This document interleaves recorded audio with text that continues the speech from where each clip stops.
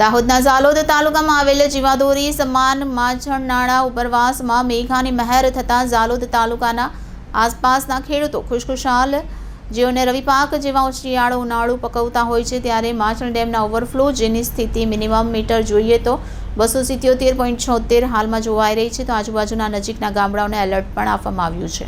ઝાલોદમાં છેલ્લા 24 કલાકમાં 12 મીમી વરસાદ પડ્યો. મોસમનો કુલ 456 મીમી વરસાદ નોંધાયો. ઉપરવાસમાં વરસાદ આવતા શહેર સહિત પંથકની જીવાદોરી સમાન ગણાતી માછણ નાલા ડેમ 100% ભરાઈ જતા 277.76 મીટર ઉપર ઓવરફ્લો થયો છે. આમ દાહોદ જિલ્લામાં પ્રથમ ડેમ ઓવરફ્લો થયો. આમ લોકોમાં અને ખેડૂતોમાં આનંદની લાગણી ફેલાઈ છે. તો ઝાલોદ સહિત પંથકમાં છેલ્લા કેટલાક દિવસથી વરસાદી માહોલ જામ્યો છે.